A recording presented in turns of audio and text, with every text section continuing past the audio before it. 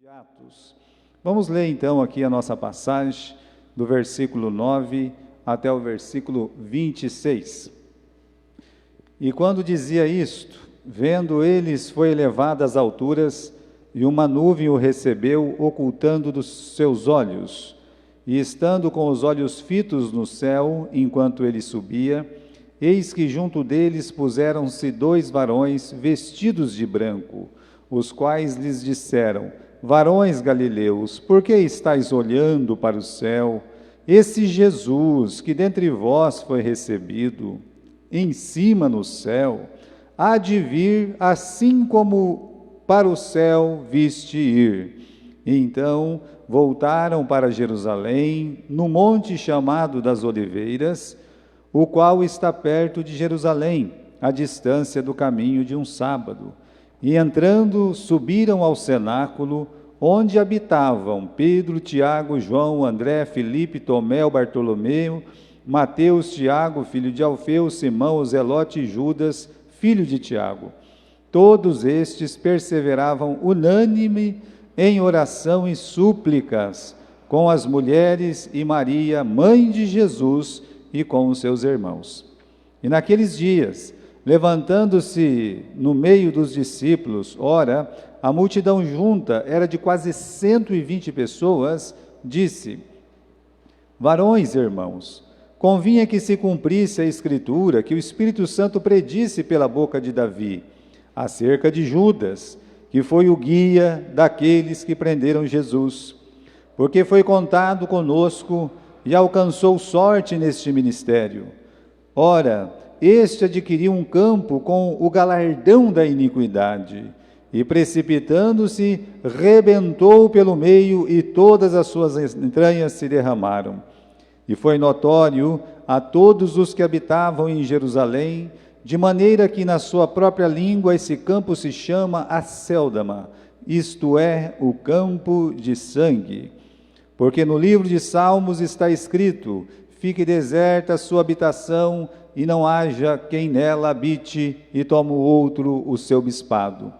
É necessário, pois, que dos varões que conviveram conosco todo o tempo em que o Senhor Jesus entrou e saiu dentre nós, começando desde o batismo de João até o dia em que dentre nós foi recebido em cima, um deles se faça conosco testemunha da ressurreição.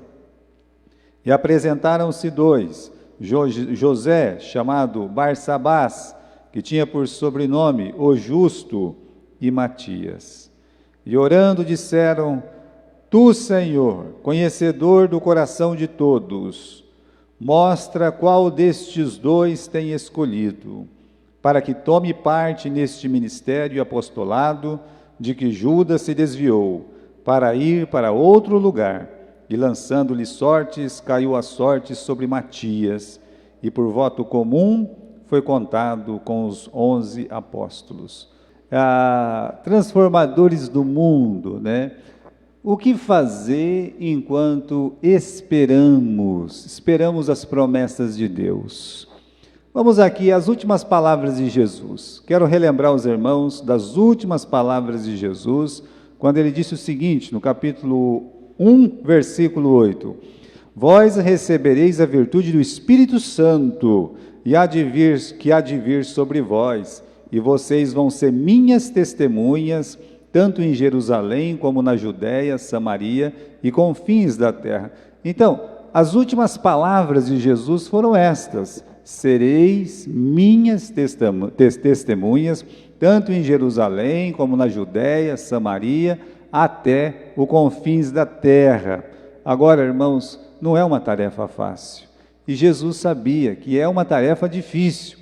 Uma coisa é você pregar na cidade que você está, uma coisa é você pregar em Jerusalém, e isso nós podemos fazer aqui em Marília. Agora, a ordem de Jesus ultrapassava as linhas de Jerusalém, até mesmo a linha da Judéia, que era a província onde Jerusalém ficava. Teria que atravessar aquelas linhas, chegar em Samaria, e mais ainda, teria que chegar até os confins da terra. Então, Jesus, sabendo que a igreja tinha pouca força, Sabendo que o que ele tinha em mãos eram apenas ali diante dele 11 galileus, mais um grupo de pessoas, ele dá essa promessa. Qual é a promessa? Vocês vão receber o poder do Espírito Santo. Então, ele está dizendo aqui para nós, né? Agora eu quero que você leia o versículo 4.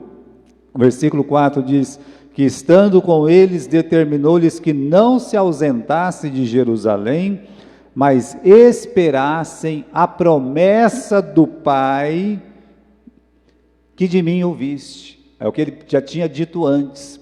Então ele prometeu, né, Jesus, ele prometeu, o livro de Lucas diz isso, né, você pode ver aqui na tela, que eles teriam que ficar em Jerusalém até ser revestidos deste poder. Então, era esse poder, o poder do Espírito Santo, que os capacitaria a atravessar as linhas, as barreiras que iriam vir. Então, eles tinham que esperar. E é por isso que nós vamos falar hoje dessa espera, né? O que a igreja fica fazendo enquanto aguarda as promessas de Deus. O que essa igreja primitiva nos ensina a fazer enquanto aguardamos as muitas promessas do Senhor, inclusive essa, né? Quando nós cantamos a vinda do nosso Senhor Jesus Cristo, que é realmente para a igreja uma das maiores promessas. Então, a igreja primitiva é esse exemplo, né, de como devemos esperar as promessas de Deus. Agora, se não era fácil evangelizar o mundo inteiro, mas também não é fácil esperar. Eles teriam que esperar mais 7 dias. Teriam que esperar mais 7 dias. Por quê? Porque entre a Páscoa e o Pentecostes são quantos dias? Né? Já são 50 dias. Agora, Jesus ficou quanto dia andando na terra? 40, mas ele ressuscitou no 3º dia. Então, ainda restavam 7 dias para o Pentecoste. Eu lembro os irmãos que Saul foi um ungido de Deus. E ele recebeu uma ordem de esperar quantos dias? 7. E ele não teve paciência. Então, às vezes a pessoa tem que esperar 1 hora e ele não tem paciência. Quer ver como a gente não tem paciência? É só ir no posto. Agora em pandemia não estão indo muito, né? Mas você vai no posto, e quem trabalha no posto sabe disso, é impaciência para o médico atender, impaciência para ir na fila da farmácia, impaciência, ninguém tem paciência. E o Saul mostra que 7 dias era uma imensidão, e ele não conseguiu esperar por 7 dias, e por isso ele perdeu o reino. Agora, nós temos o pai da fé, que é o Abraão, que também foi dito para ele, olha, você espera a promessa, né, porque eu vou dar um filho para vocês, para você e para Sara. Com 10 anos que ele estava esperando, ele já desistiu. A mulher dele desistiu completamente da promessa e disse, olha, Deus tem me impedido de ter filhos, tome aqui minha serva Agar e tenha filhos com ela, e esse filho vai nascer no meu colo. Pronto, ele aceitou e eles não tiveram paciência de esperar. Para mostrar, irmãos, que mesmo o pai da fé, que é o Abraão, quando se fala de esperar, as pessoas vão se murchando. E nós temos promessas para logo, nós temos promessas que talvez distantes, desde que Jesus prometeu que voltaria, já se passaram 2000 anos. Então a igreja às vezes vai perdendo essa visão da volta de Jesus Cristo. Bem, a igreja vai dar que tipo de exemplo? Olha, ela vai esperar em oração, é assim que ela vai fazer. Ela vai esperar confiante em Deus, nas promessas de Deus, e principalmente a igreja tem que esperar as promessas de Deus unida. Basicamente é isso que nós vamos ver hoje. Mas antes da gente ver essas 3 coisas, vamos aqui ao texto, que temos algumas coisas importantes para dizer. Então, primeiro, no versículo 9, capítulo 1, versículo 9, quando Jesus dizia, vendo eles, e foi elevado às alturas, uma nuvem o recebeu, ocultando aos seus olhos, e estando com os olhos fitos no céu, enquanto ele subia, eis que junto dele se puseram 2 varões vestidos de branco, os quais lhe disseram, varões galileus, porque estáis olhando para o céu? Este Jesus, que dentre vós foi recebido em cima no céu, há de vir, assim como para o céu o viste ir. Eu quero, dizer que momento sublime foi esse momento da ascensão. Meus irmãos, você pode ver o ponto de vista da igreja, você pode ver o ponto de vista dos céus, e você pode ver ele sendo recebido pelo Pai. Então, quando a igreja olha, é uma coisa. Quando ele é recebido no céu, porque nós temos essa frase aqui, tá? Essa frase no versículo, deixa eu ver aqui, né? Versículo 11, foi recebido no céu. Então, não é apenas que ele subiu e se ocultou dos olhos, é também que ele foi recebido lá. Então, quando ele estava subindo, né? Nós já falamos sobre isso na ascensão de Jesus, uma nuvem veio e o cobriu, tirou ele dos olhos de quem estava enxergando. Nós até dissemos, ele não era que nem um foguete que foi sumindo, não, quando você solta um balão, nada disso. Jesus estava na frente deles, começou a ser elevado e de repente uma nuvem veio e encobriu ele. É muito parecido, como eu disse já, né, com aquela cena final num auditório, num teatro, que as cortinas vêm e levam a pessoa, quando abre de novo a pessoa já foi, não tem mais nada ali, é a mesma coisa. Agora, isso foi a visão da igreja, um pouco melancólica, nós já vamos ver sobre isso. Agora, veja qual é o recebimento de Jesus, porque no versículo 11 diz que ele foi recebido nos céus. Meus irmãos, imagine como foi do outro lado. Ele tinha saído de lá, lembra, né? Ele saiu de lá e ele veio para este mundo. Ele, sendo rico, se fez pobre por amor de nós. Agora, aquele que veio, o verbo que se fez carne, ele em carne, ele sobe para os céus. Então ele foi recebido nos céus. Imagine a festa nos céus de ver o rei voltando. Porque ali, meus irmãos, ele já reinava, já era Deus, e ele deixou o seu lar nos céus, e agora ele está voltando para o lar dele. Eu fico imaginando a festa celestial, as hostes celestiais, os arcanjos, os anjos, querubins, serafins, todos os seres, meus irmãos, os justos aperfeiçoados de todos os tempos, lá com Noé, com Abraão, com Isaac e Jacó, todos recebendo o rei. E um dia esse rei volta com essa tropa toda e nós vamos receber de novo. Então, é uma coisa maravilhosa. Se está uma melancolia para o lado da igreja, para o lado eterno, quando as cortinas se fecharam para nós, as cortinas se abriram para eles, ele passa para esse mundo eterno, aí é uma festa só. Imaginando o pai olhando para o filho dizendo, senta aqui à minha direita, até que eu ponha os seus inimigos por escabelo de seus pés. Então, senta aí, né? Então, nós vamos esperar. Irmãos, os céus está em espera para que esse dia chegue. Mas a terra tem que ficar em espera também. Mas a terra não vai ficar em espera. Quem fica em espera é a igreja do nosso Senhor Jesus Cristo. Somos nós. Então, voltando aqui para o versículo 9, quando a nuvem o leva, né, o encobre, tira dos seus olhos, você vê uma nostalgia da igreja. E essa nostalgia, meus irmãos, é porque está vendo. Está olhando, daqui a pouco some tudo, né? E por que eles estão com os olhos tão fixos no céu? Tem uma frase no versículo 10. Dê uma olhada nessa frase do versículo 10. Estando com os olhos fitos no céu, enquanto subia, aí 2 varões, 2 anjos param do lado deles, e diz assim, varões galileus, versículo 11, por que vocês estão com os olhos fitos no céu? Eles não paravam mais de olhar para cima, e todo mundo ficava olhando para cima, mas Jesus não estava mais lá, mas mesmo assim, a cabeça deles estava voltada para cima. Isso é um sentimento de saudade, como eu usei essa palavra nostalgia, tá? É como se a pessoa nunca mais fosse ver a outra, aquela saudade, aquela perca, novamente, né? Tinha novamente sentido isso aí, olhando para cima. Então, eles dizem, por que vocês estão olhando para cima? Né? Tem tanto trabalho para fazer, tem tanta coisa para ser feita, e vocês vão ficar aí olhando para cima, né?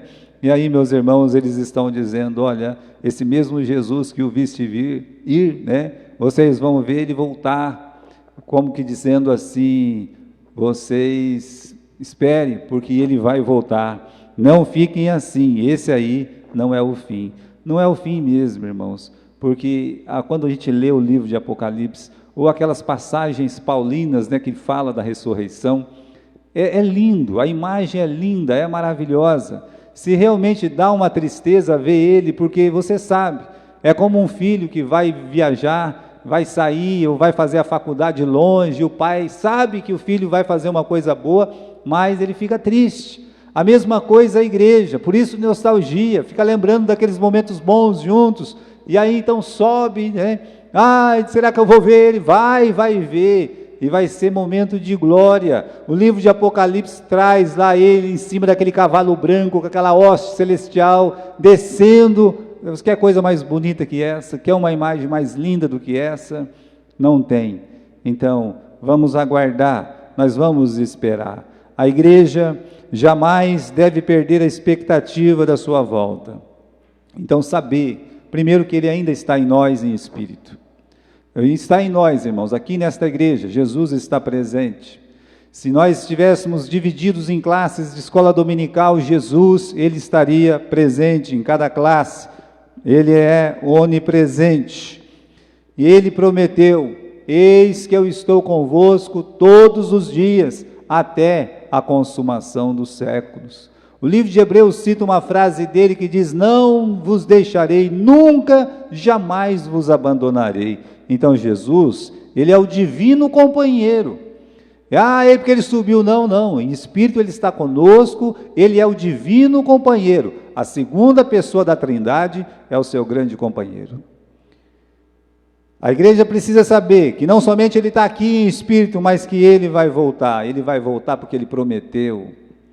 Ele disse isso em João capítulo 14, olha, eu vou voltar para que onde eu estiver, estejais vós também. Irmãos, por isso quando ele fala onde eu estiver, é porque nós tanto vamos ficar com Cristo 1000 anos neste mundo, no milênio, como nós vamos ficar a eternidade com Jesus. É nesse sentido que é onde eu estiver, seja na terra, ou seja na eternidade com Jesus, onde eu estiver, vocês vão estar. Por isso, irmãos, tem uma palavra de Paulo, Maranata, não tem? Maranata significa o quê? Vem, Senhor Jesus. Vem Jesus, né? Eu quero que o Senhor venha. Aliás, quando ele nos ensinou a orar, qual é a primeira parte da oração? Pai nosso que estais no céu, santificado seja o vosso nome, venha a nós o vosso reino. Então, ele também chama pelo reino, ele também diz Maranata, e a igreja deve fazer a mesma coisa. A igreja, meus irmãos, a partir desse momento, eles voltam para casa, e no versículo 15, Pedro se levanta no meio da multidão, que eram 120 pessoas, e no versículo 16 ele diz: irmãos, convinha que se cumprisse a escritura que o Espírito Santo predisse pela boca de Davi, acerca de Judas, que foi o guia daqueles que prenderam Jesus. Qual é o olhar da igreja para a traição de Judas? Essa é uma boa palavra. Então você pode olhar e ver como é que a igreja tratou aquela traição de Judas. No versículo 16, você não vê uma palavra de ódio, você vê o quê? Você vê uma palavra vinda da própria Bíblia, do Espírito Santo. Eles podiam ter um olhar humano para aquela traição de Judas. Eles poderiam dizer assim: nós odiamos o Judas, ele foi um ingrato, ainda bem feito que ele se matou, e quando ele se matou, aquele galho quebrou, e ele caiu no chão, se arrebentou todo, né? Nós podíamos ter um olhar humano para a traição do Judas, podia ter até um olhar freudiano, né? Dizer assim, coitado do Judas, porque é o que mais tem hoje, né? Coitado do Judas, ele é uma vítima daquele sistema que foi criado, né? Aquela expectativa infundada que Jesus plantou no coração de muitos discípulos sobre o reino. Ele esperava que o reino seria aqui, o reino não foi, ele ficou decepcionado, se entregou, depois perdeu completamente a esperança, se matou. Daria um bom livro, não é verdade? É isso que eles ensinam nas escolas. ensina você a ser vítima de tudo. Você é vítima, você é vítima, você. Aí a pessoa coloca na cabeça, eu acho que eu sou vítima mesmo, né? Então, ele não é vítima, meus irmãos. E ninguém está aqui para xingar o Judas também. Nós não temos um dia, olha, eu lembro do pessoal do Breganhola lá, mas mesmo conhece, né? Nós tínhamos um dia de malhar Judas, não sei se aqui alguém já fez isso na vida, sabe? E aí eles penduravam Judas lá, todo mundo malhava, até eu pegava um pedaço de pau, dava também, estava todo mundo batendo, não se entendendo, já que é para bater, eu vou bater também, não é? Aproveitava com aquele, tipo sabe, um saco de pano lá, virado homem, com um chapéu, todo mundo batia, né? Então eu também vou dar umas pauladas aqui, pá, né? Era o dia de malhar o Judas, mas esse é o pensamento, ou ele é uma vítima, ou ele é um famigerado, né? Que nós devemos odiar. Bem, coisa boa ele não é o homem da perdição, correto? Mas você não vê o ódio da igreja. O que você vê? A igreja olhou com as lentes sagradas da Bíblia. Veja o que Pedro diz no versículo 16: convinha que se cumprisse as Escrituras. Eles viram na ação de Judas o cumprimento da palavra de Deus. Eles passam a olhar aquele mal, aquela traição, eles passam a olhar aquela situação com os olhos da Bíblia, né? Isso, meus irmãos, a igreja dá uma grande lição para todos nós aqui, a olhar tudo sobre o ponto de vista da palavra de Deus. Então você olha aí, existe uma resposta bíblica para todos os problemas, mas você tem que olhar com os olhos de Deus, com as lentes sagradas. Existe uma explicação bíblica para toda decepção, desde que você olhe com as lentes sagradas. Eu acho que é isso que aconteceu com José. Eu não acho, eu tenho certeza.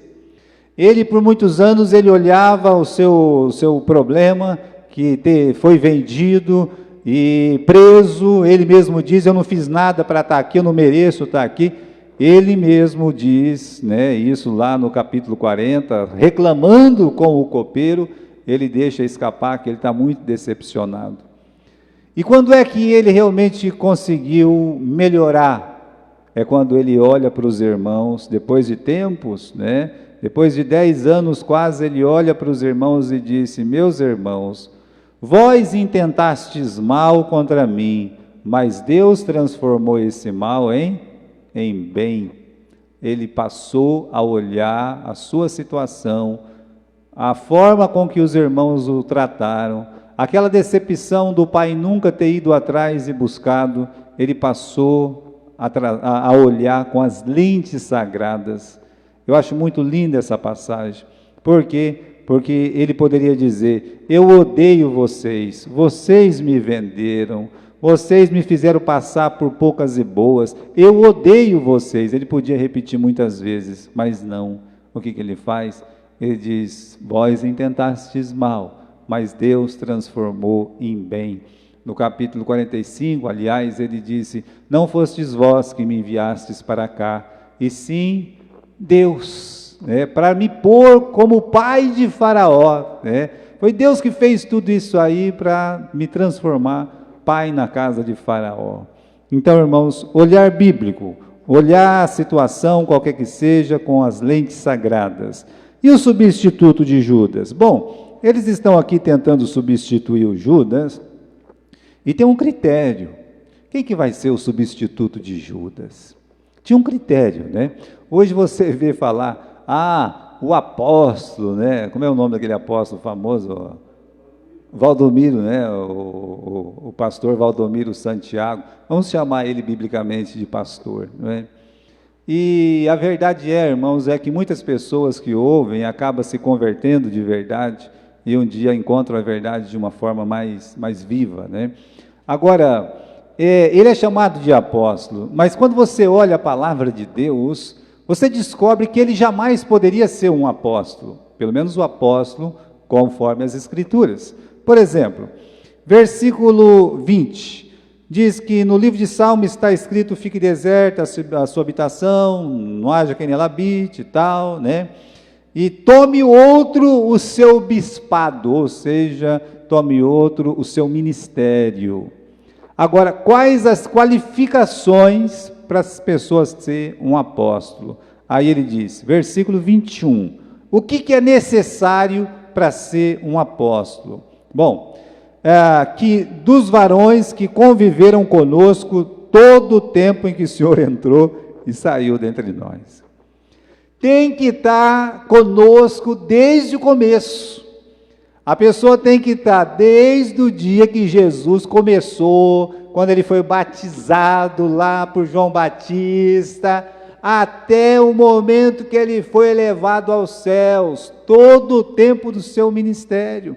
E fala mais no versículo 22, começando do batismo de João, até o dia em que dentre nós foi recebido lá em cima. Então, irmãos, para ser um apóstolo, tinha que ser uma testemunha viva, presente, ocular da pessoa de Jesus Cristo, da obra de Jesus Cristo, do ministério de Jesus Cristo. Não era qualquer um.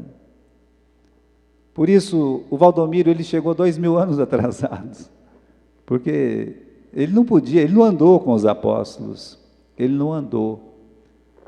Ele não foi batizado por João Batista, então ele jamais poderia ser um apóstolo, mas pode ser um pastor, pode ser um homem que alguém coloca a mão na cabeça dele, né, a igreja, e ordena ele.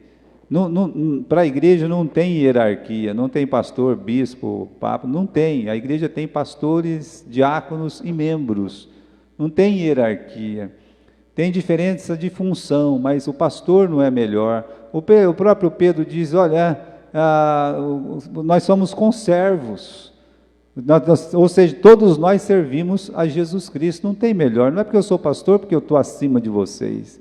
E ninguém aqui vai estar acima do pastor, todos somos iguais. Agora, irmãos, tem uma outra coisa. Nós falamos do critério para ser um apóstolo. Agora veja, eles fazem coisas estranhas aqui, que soam estranhas aos nossos ouvidos. No versículo 23, tinha 2 homens lá, veja só, no meio de uma multidão de 120 almas.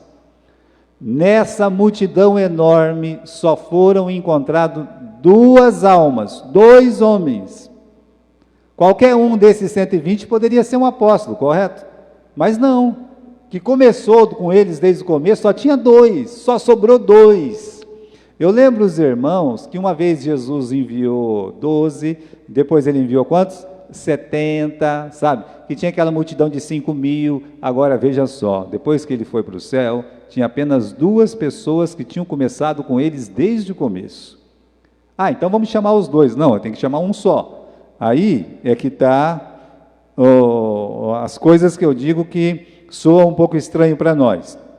Versículo 24, e oraram, dizendo, tu, Senhor, conhecedor do coração de todos, mostra-nos qual destes 2 tem escolhido, para que tome parte nesse ministério e apostolado de que Judas se desviou, para ir para o seu próprio lugar. Lançando sortes, caiu a sorte sobre Matias, e por voto comum foi contado com os 12.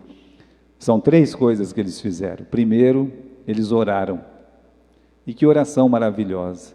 Senhor, mostra-nos qual destes 2 o Senhor escolheu. Às vezes as pessoas pegam só essa parte de lançar sorte, mas o que Deus está falando aqui é sobre essa oração. E depois eles lançaram sorte, é verdade, está escrito aí. E eles fizeram o que os crentes do Velho Testamento faziam. Eles ainda não tinham o Espírito Santo, lembra? Não tinha, a igreja ainda não tinha sido batizada com o Espírito Santo. Então eles viviam entre os 2 mundos, entre o mundo do Velho Testamento e o mundo do Novo Testamento. E eles lançam sorte. Eu lembro os irmãos que no livro de Provérbios, capítulo 16, versículo 33, você pode abrir comigo lá, no livro de Provérbios, capítulo 16, e versículo 33, diz assim, a sorte se lança no colo, porque eles lançavam essas pedras sobre um pano, sobre o colo, mas do Senhor procede toda a disposição. O querer é de Deus. Então, mesmo que eles praticavam aquilo ali, a própria palavra de Deus diz que não, né? É a ação de Deus, uma coisa parecida com o urim e tumim que eles usavam lá. Agora, irmãos, eu disse que eles oraram, que eles lançaram essas sortes, até nós fazemos a pergunta, né?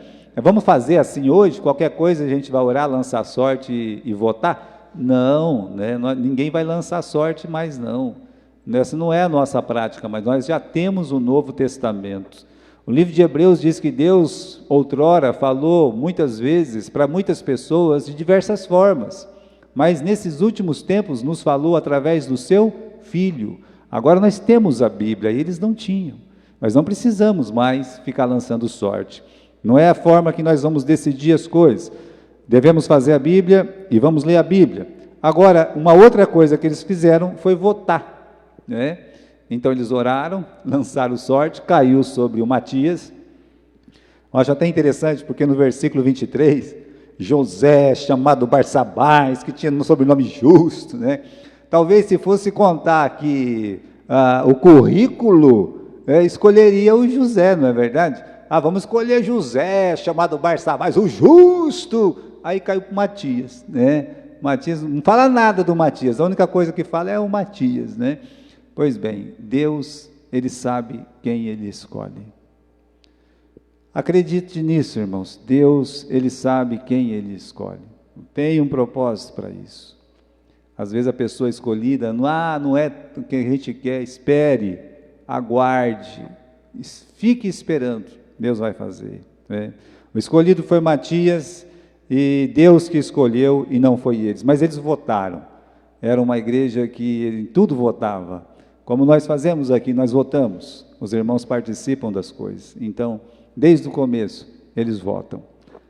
Muito bem, passando isso, volto àquelas 3 coisas, né, para a gente poder estar encerrando. Como a igreja esperou? Como a igreja esperou aquela promessa, olha, sobre vós vai vir o Espírito Santo, não se ausente de Jerusalém, né? Então são 3 coisas que eles fizeram. Vamos ver aqui, a primeira coisa, que está no versículo 12. Então Jesus subiu, eles voltaram, né, para Jerusalém, versículo 13, perdão. Eles subiram num andar de cima do cenáculo, onde habitavam Pedro, Tiago, tem o nome dos apóstolos aqui, e no versículo 14, todos estes perseveraram unanimemente em oração e súplicas. A primeira coisa que eles fizeram quando eles voltaram foi orar. Oração. Sabe que nós tivemos alguns bons dias aqui de oração e Deus fez muita coisa naqueles dias. Quando a igreja decidiu que viria às 7 horas alguns irmãos para orar, e Deus moveu muitas coisas naquele dia. Deus, Ele sempre cumpre a parte dEle, é nós que desanimamos, é nós que retrocedemos. Então, a igreja, meus irmãos, ela volta sem a presença física de Jesus, mas ela põe o joelho no chão e ela começa a orar. Antes de começar a transformar o mundo, eles fazem o quê? Eles se juntam para orar, para suplicar. Esse movimento que a gente conhece como igreja hoje, começou com oração. Foi assim que começou a igreja, com oração. Nós podemos fazer muitas coisas pelo nosso próprio esforço. Até eu mencionei algumas coisas aí, nós podemos pregar, nós podemos cantar, nós podemos comprar prédios, encher o banco de muitas pessoas, nós podemos fazer muitas coisas, mas podemos fazer tudo isso sem o poder de Deus. Podemos. Agora, uma igreja não vai ser forte se primeiro não aprender a orar. Se nós queremos ter o poder de Deus, e o poder de Deus, ele existe, ele está, meus irmãos, à nossa disposição, E ele sempre vem através da oração. Você não vai encontrar um personagem bíblico que não esteja em espírito de oração, para vencer qualquer problema, para atravessar as barreiras. Então, a primeira coisa que a igreja faz é orar. Eles estão orando, não só orando. Você olhar o versículo 14, está dizendo que eles estão em oração e súplicas. Vai escolher uma pessoa, o Judas, era só lançar sorte? Não, primeiro nós vamos orar. E eles oravam, eles estavam orando ali. Veja, irmãos, é isso que a igreja tem que fazer. Ela tem que aprender a orar mais, a discutir menos, mas a orar mais, mas a orar juntos. Então, primeira coisa, eles esperavam a promessa em espírito de oração. É a oração que faz a igreja se mover. A oração é a única ferramenta que move tanto o céu quanto a terra. Aqui no livro de Atos a gente aprende isso. A igreja junto, orando, a Bíblia diz que a terra tremeu. A terra, para ela tremer, tem que primeiro mover o quê? Mover os céus. A oração é a nossa ferramenta que move o céu e a terra. É uma pena que nós negligenciamos essa ferramenta poderosa que nós temos. A outra coisa, segundo, eles esperavam confiantes em Deus, porque às vezes tem muita oração e pouca fé. O apóstolo Tiago, ele dizia, se você vai pedir alguma coisa, pede com fé. Se está com falta de sabedoria, pede com fé, pede com fé. Depois no final, olha, ele começa falando isso no começo do livro, e no final do livro, no capítulo 5, ele diz, a oração de fé, lembra? Então, tem que ter fé, porque senão você vai ficar horas e horas de joelhos, clamando, sem fé. Como assim sem fé? Sem confiar realmente que Deus, Ele vai fazer. Sem confiar que Deus pode fazer, que Ele tem poder para fazer. E essa igreja mostrou que confiava em Deus. Ali eles estão orando, mas eles têm fé que o Espírito Santo vai descer, que a promessa que foi feita pelo Senhor Jesus, ela vai acontecer. Então eles não saem de Jerusalém, eles não arredam o pé, de jeito nenhum, Eles têm confiança que Deus vai dar a resposta certa sobre o caso de Judas. Não é isso que eles fazem? Quando a gente lê novamente aqui o versículo 25, 24.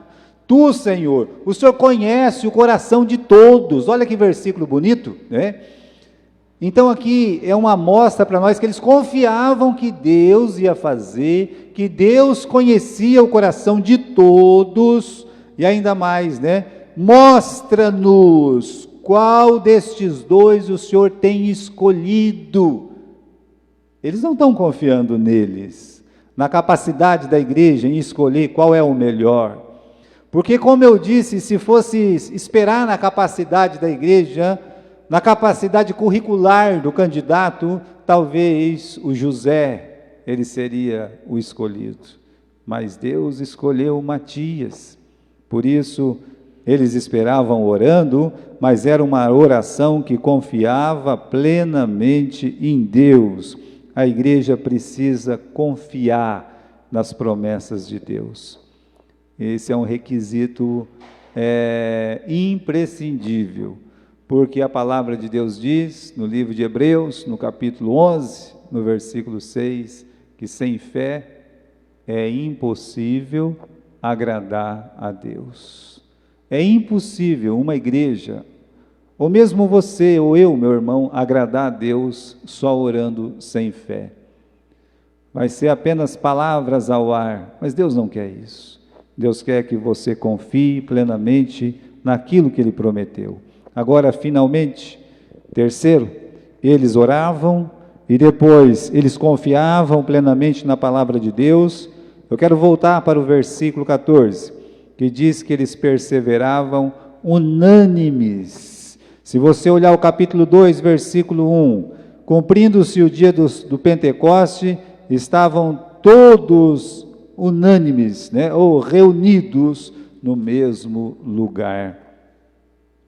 Os discípulos, eles oravam, os discípulos confiavam na palavra de Deus, nas promessas de Deus, mas os discípulos, eles faziam isso juntos, unânimes, juntos, uns com os outros. Eu lembro vocês que o grosso, a maioria dos discípulos que estavam na Monte das Oliveiras quando Jesus foi elevado, a maioria, eles eram homens galileus, eles eram da Galileia, eles não eram da Judéia. Jerusalém ficava na Judéia, Jerusalém não ficava na Galileia. Então, se Jesus subiu, o certo era o quê? Era cada um voltar para a sua própria casa. Vamos voltar para casa, gente. A gente vai fazer o quê aqui? Quantas vezes no Velho Testamento alguém brigava, fazia alguma coisa? As suas casas, Israel, não é assim? Então, eles podiam dizer, as suas casas, ó discípulos, mas é dito aqui no capítulo 1, que eles foram para o cenáculo, versículo 13, e subiram ao cenáculo, onde habitavam então esses apóstolos. O cenáculo, irmãos, foi o primeiro prédio, o primeiro templo, o primeiro abrigo da igreja primitiva, foi o cenáculo. Todos foram para lá, e eles permaneceram lá. Então todo mundo morava lá? Não, não é isso.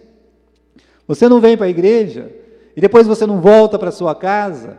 Eles, da mesma forma, eles vinham para o cenáculo, eles se reuniram como igreja, e depois eles voltavam para casa, até que um dia eles estavam todos reunidos no mesmo lugar, ou seja, estavam juntos, e desceu, meus irmãos, o Espírito Santo sobre a igreja. Foi isso que aconteceu. O que eles estavam fazendo lá? Eles estavam orando juntos, suplicando, eles estavam adorando, louvando, bendizendo a Deus.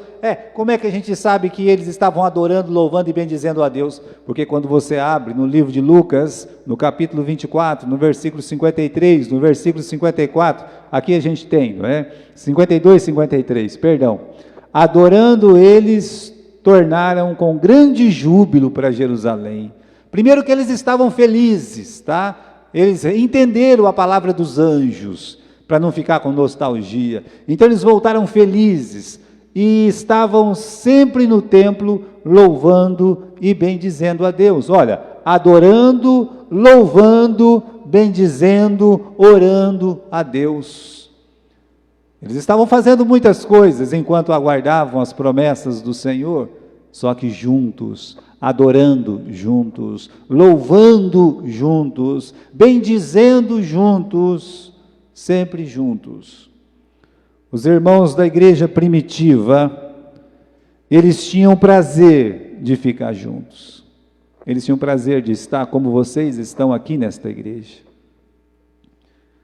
Eu não entendo como uma pessoa não tem o prazer de estar junto. Mas, pelo menos, o melhor lugar para mim é a casa de Deus. É estar juntos. Nós temos um inimigo terrível hoje, oculto, que é esse vírus, que tem impedido muitas pessoas de estar aqui. Mas quando este vírus acabar, quando ele for embora, nós vamos contar os mortos e os feridos, e será um espanto que muitos não voltarão. Não estou dizendo só da nossa igreja, eu digo de todas as igrejas. O prazer de estar juntos. Os irmãos da igreja primitiva tinham esse prazer. E quem eram eles? Os 11 apóstolos, os irmãos de Jesus, agora convertidos, as mulheres, incluindo a Maria, mãe de Jesus. Havia um grupo de pessoas realmente tementes a Deus.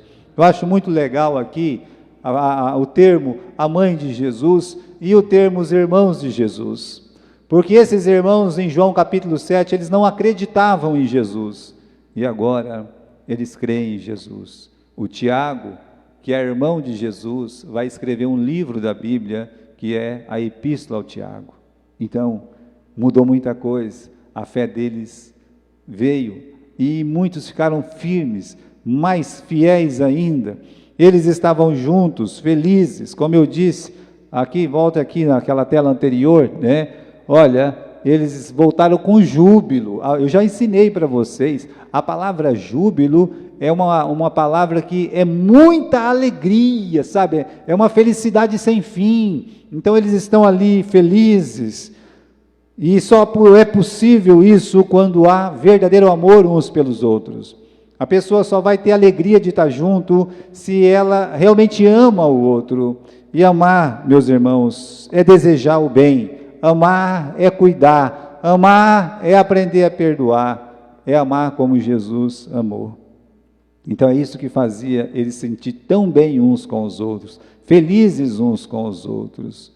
Isso não é possível com suspeita, isso não é possível com ódio, isso não é possível com inveja, isso não é possível, meus irmãos, com nada que arranca a paz e a alegria do coração. Por isso eles têm que estar juntos. A igreja, ela pode ser pequena, não importa quantos membros, se é 10, se é 20, se é 5, se é 1000, mas ela tem que ter o mesmo espírito, o mesmo coração, a mesma alma, mesmo Senhor, o mesmo batismo, a mesma fé, a mesma esperança. É assim. Então, só para terminar, como é que nós devemos esperar a volta de Jesus? Com orações e súplicas, tá? Oremos pela sua volta, pela inauguração do reino, oremos pelo evangelho, pela salvação dos perdidos, devemos orar por isso sempre, e oremos uns pelos outros. É assim que nós vamos aguardar a promessa da sua vinda, confiantes na fidelidade de Deus, confiantes. Olha essa passagem de Romanos, que diz: estando plenamente convictos de que Deus é poderoso para cumprir o que Ele prometeu.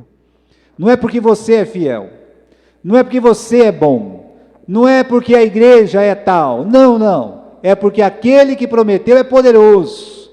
É por isso que todas as promessas serão cumpridas, e principalmente unidos, ser unânimes, como eu já disse, sem briga, sem divisões, sem impurezas, vivendo em amor, perdoando uns aos outros, na mesma fé, no mesmo batismo, o mesmo Senhor, no mesmo Senhor, em Cristo Jesus. É assim que nós vamos aguardar. Amém?